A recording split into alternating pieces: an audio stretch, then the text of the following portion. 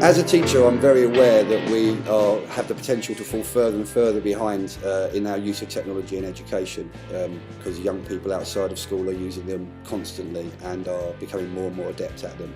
So it was an absolute no-brainer to make a decision that we also need to engage with technology within the classrooms.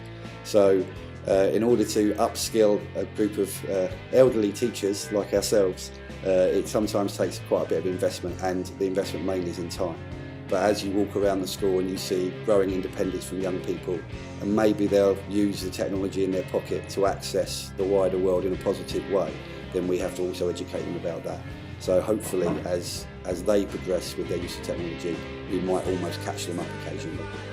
I like using the iPads in lessons because we can never lose our work this way. We can always put it onto Dropbox on the internet and use it for revision later on. We use apps like iMovies and Pages to create a sort of portfolio of work that we can always look back on and revise for our exams. One of the biggest changes in my teaching this year has definitely been using Nearpod on the iPads.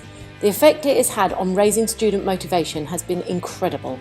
I think this is because there's such a range of activities that the students can explore to embed their learning. It's great for collaborative work and peer assessment throughout the lesson. The pupils love the fact that their feedback is immediate, and if taking a quiz, they can go back, amend their responses until they have 100%. This really raises their self-esteem, and many comment that working in this way doesn't actually feel like working at all. The iPads because it's easier than writing in our books. We use lots of different things like drawing and writing on the iPads.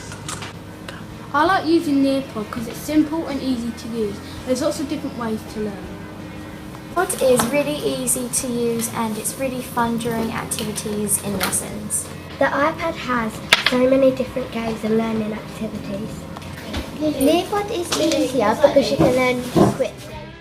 It's so easy to differentiate with Nearpod without lower ability students feeling despondent because they can't keep up. No one even knows that they've a different lesson, working at their own pace during a homework rather than a live session. So to sum it up, it really has revolutionised my classroom practice.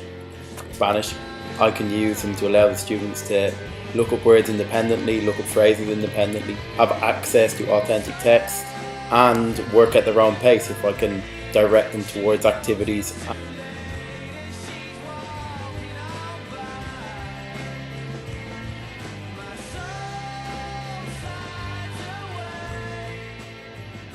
Firstly, the iPads have been used heavily in core PE through video analysis, allowing students to cross-curricular between maths and PE, allowing them to look at angles, look at technique and make sure everything is correct.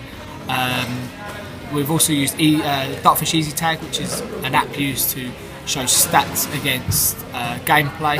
So whether they're successful in the games, we can now show them using stats as well as our own opinion. Using iPads has really revolutionised the way we teach geography, especially some of the mapping tools. Google Earth, having such quick access to Google Earth really helps us to connect what we're doing in the classroom to what's going on in the outside world.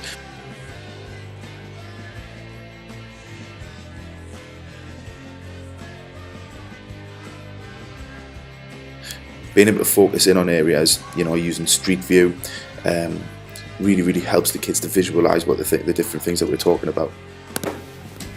Hi Adam, could you just tell us what you use iPads for in geography, please? Oh yeah, distracting me anyway. We use iPads for QR codes, Edmodo, for maps and presentations, and sometimes we do stop animations. And well, because you're distracting me, I need to go back to work, so Mr. Blake, you've got to carry on,